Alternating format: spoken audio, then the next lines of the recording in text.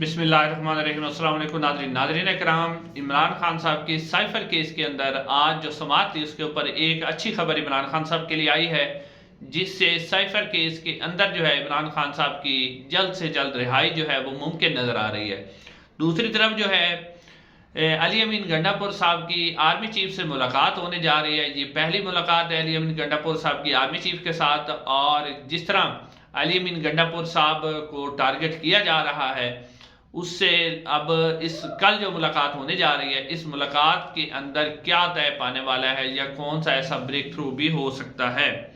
उसके अलावा नाजरीन, जो पंजाब हुकूमत है उसने अली अमीन गंडापुर साहब को इमरान खान साहब से अडियाला जेल में मुलाकात करने से रोक दिया है और उन्हें हुक्म दिया है कि वो अपना जो ये दौरा है वो मनसूख करें। उसके अलावा जुनैद सलीम साहब ने भी एक खबर दी है कि इमरान खान साहब को दोबारा कोई ऑफर की गई है जिसको उन्होंने लेने से इनकार कर दिया है। और साथ साथ जो है मुस्लिम नून के जो अपने ही रहनुमा हैं जवेद लतीफ़ साहब, राना सनाउल्लाह साहब, ख्वाजा साद रफीक साहब, उन्होंने अपनी हुकूमत को कठपुतली करार दिया है। और ये भी मैं आपके सामने रखता हूँ कि जवेद लतीफ़ साहब ने क्या कहा है। लेकिन नाज़रीन, सबसे पहले जो है साइफर केस के हवाले से, नाज़रीन साइफर केस में जब इमरान खान साहब ने अपील दायर की थी तो FIA ने उसके ऊपर अपना मौक़िफ़ दिया था कि साइफर के इस केस के अंदर क्योंकि इमरान खान साहब को ऑफिशियल सीक्रेट एक्ट के तहत सजा हुई है, लिहाजा इमरान खान साहब इसके ऊपर अपील नहीं कर सकते, यानी उन्हें अपील का हक ही हासिल नहीं है, बल्कि वो रिट दायर कर सकते हैं। और जो रिट होगी वो सिर्फ एक ही जज सुन सकता है। और उनकी कोशिश थी कि जस्टिस आमिर फारूक साहब भी सिर्फ अकेले ही उनकी दरख्वास्त सुने ताकि उस पर फैसला ना हो। लेकिन इस्लामाबाद हाई कोर्ट ने आज FIA की इस दरख्वास्त को मुस्तरद कर दिया और इमरान खान साहब की जो दरख्वास्त थी, यानी जो समाअत के लिए नाकाबिल समाअत जिसको FIA ने करा दिया था उसको काबिल समाअत करा दिया। और अदालत ने हुक्म दिया कि पीर वाले दिन से, यानी जो नेक्स्ट मंडे आ रहा है, उससे इसके ऊपर मेरिट पर समाअत होगी। नाज़रीन, अगर मेरिट पर और आइन और कानून के मुताबिक इसके ऊपर समाअत होती है तो जिस तरह इस अदालती कार्रवाई को चलाया गया, डंडा देकर अदालत जज से फैसला करवाया गया, तो ये जो है पहली या 2 या 3 समातों के ऊपर ये केस कायम नहीं रह सकेगा। और साइफर केस जो है इसमें इमरान खान साहब की जमानत भी हो जाएगी और ये जो सज़ा है वो भी कैंसिल हो जाएगी।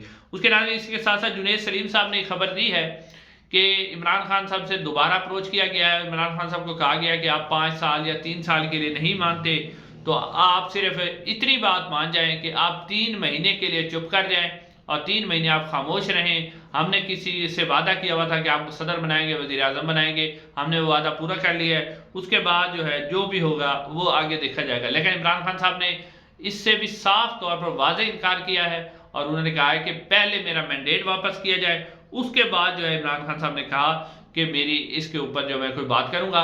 नाज़रीन, फिर अडियाला जेल के अंदर आज जब कुछ साफियों से इमरान खान साहब की मुलाकात हुई तो इमरान खान साहब ने कहा कि हालात बहुत ज़्यादा संगीन है और हम अपना मैंडेट वापस लेने तक अपना एहतजाज जारी रखेंगे, हम चुप करके बिल्कुल नहीं बैठेंगे। और उन्होंने खबरदार भी किया कि अब जो पाकिस्तान के अंदर अब ये जो हुकूमत आएगी और उसके बाद जो पाकिस्तान के अंदर हालात होंगे वो श्रीलंका वाले होंगे। ना इन्होंने महंगाई को कंट्रोल कर सकना है, ना मैशत जो है कंट्रोल होनी है, तो श्रीलंका वाले सूरत हाल हमारे मुल्क के अंदर भी पैदा हो जानी है। अब नाज़रीन, हम बात करते हैं एक और अहम इशू के ऊपर, वो है अली अमीन गंडापुर साहब। सबसे पहले तो अली अमीन गंडापुर साहब की कल आर्मी चीफ से मुलाकात होने जा रही है। उसकी तफसीलात रखने से पहले आप देखें कि अली अमीन गंडापुर के खिलाफ जो है एक दरखास्त एक शहरी ने दर्ज करवाई है। जी हाँ, एक शहरी ने। और आपको पता है ये शहरी दरखास्त दर्ज करवाते हैं वो किसके कहने पर करवाते हैं। एक शहरी ने दर्ज करवाई है कि 2020 में जब अली अमीन गंडापुर ने अपने गोशवारे जाहिर किए थे तो उसके अंदर उन्होंने एक ज़मीन खरीदी थी और उस ज़मीन का जो उन्होंने उन एहसासों के अंदर जो है वो जाहिर नहीं की थी, लिहाजा अली अमीन गंडापुर को नाअहल करार दिया जाए। नाज़रीन, ये आई है शहरी के एक दरखास्त। और हालांकि अगर इलेक्शन एक्ट का कानून देखें तो इस तरह के जो एहसासे होते हैं, यानी कि जो एहसासे को छुपाए जाते हैं, उनके खिलाफ जो दरखास्त होती है वो 120 दिन के अंदर अंदर, यानी जब गोशवारे जमा करवाते हैं तो उसके 120 दिन के अंदर अंदर उसके खिलाफ शिकायत दर्ज करवाई जा सकती है। लेकिन ये मामला नाज़रीन 2020 का है। अब 4 साल के बाद इसके अंदर शिकायत दर्ज करवाई जा रही है। 4 साल खामोश रहा जा रहा है, अब अचानक से शिकायत आ गई है और जहाँ तक इलेक्शन कमीशन का ताल्लुक है तो इमरान खान साहब के मामले में इससे पहले भी इमरान खान साहब के वकला ये कहते रहे हैं तोशाखाना केस के अंदर कि जो उन्होंने घड़ी बेच के जो उसके असासे थे वो 2018 में बेची थी, लेकिन वो 2020 में उन्होंने जाहिर कर दी थी। तो इसके ऊपर जो शिकायत थी वो 120 दिन के अंदर जमा करवानी थी, लेकिन इलेक्शन कमीशन ऑफ पाकिस्तान ने आइन और कानून को नजरअंदाज करते हुए, क्योंकि इमरान खान को सजा देनी थी तो दे दी थी। अब इलेक्शन कमीशन ऑफ पाकिस्तान इससे पहले मिसाल तो कायम कर चुका है कि वो आइन और कानून नहीं देखते बल्कि वो सजा दे देते हैं। तो क्या अब अली अमीन गंडापुर साहब को भी ये सजा दी जाएगी? नाज़रीन, अली अमीन गंडापुर को सजा देने का मतलब क्या है? अली अमीन गंडापुर को सजा देने का मतलब सिर्फ और सिर्फ यही है कि वो जनाब बड़ा अग्रेसिव मूड उन्होंने रखा हुआ है, बड़ा सख्त रवैया उनका, अपने हकूक की वो बात कर रहे हैं। शहबाज शरीफ साहब का उन्होंने इस्तकबाल नहीं किया, शहबाज शरीफ साहब के हलफ बदारी की तकरीब में नहीं आए, लेकिन वो वफाकी हुकूमत को भी नापसंद है और ताकतवर हल्कों को भी नापसंद है। तो वो चाहते हैं कि ये कैसा बंदा आ गया, लिहाजा इसको हटाया जाए। तो अब इस हवाले से सारी कोशिश की जा रही है।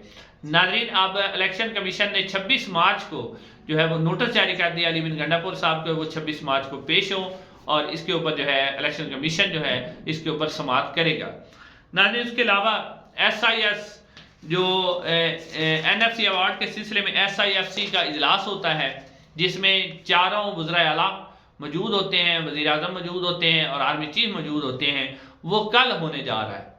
अब ये जो कल इजलास होने जा रहा है इसके अंदर अली अमीन गंडापुर साहब की पहली मुलाकात होगी उस इजलास के अंदर, जिसमें आर्मी चीफ साहब भी मौजूद होंगे, शहबाज शरीफ साहब भी मौजूद होंगे।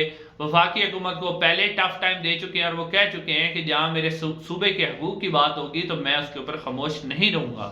अब नाज़रीन, इस मुलाकात का क्या नतीजा निकलता है और क्या इसके अंदर से कुछ ऐसी पॉलिसी आती है कि जो KP की हुकूमत है उसके साथ भी मिलकर चला जाए और उसके साथ सुतेलों वाला सलूक ना किया जाए, या फिर इसके अंदर कोई सख्त पॉलिसी आती है, ये तो अब आने वाला वक्त ही बताएगा।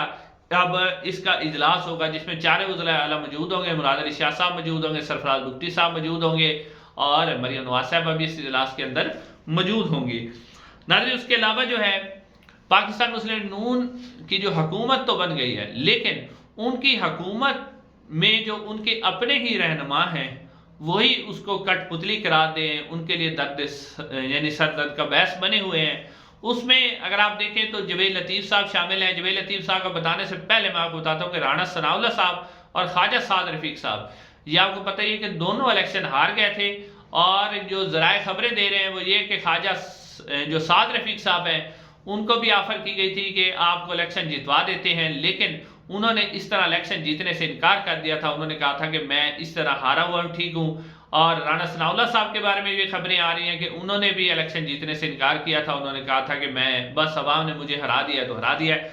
अब नाज़रीन, राना सनाउल्लाह साहब और ख्वाजा साद रफीक साहब, उनको ये कहा जा रहा है कि उनको ऑफर की गई थी कि आप इस हुकूमत के अंदर शामिल हो जाए, आपको कोई ओहदा दे देते हैं। तो राना सनाउल्लाह साहब ने भी वाज़ेह तौर पे और ख्वाजा साद रफीक साहब ने भी वाज़ेह तौर पे इस हुकूमत के अंदर कोई भी ओहदा जो है वो लेने से इनकार किया है और उन्होंने कहा कि हमें किसी भी ओहदे की ज़रूरत नहीं है।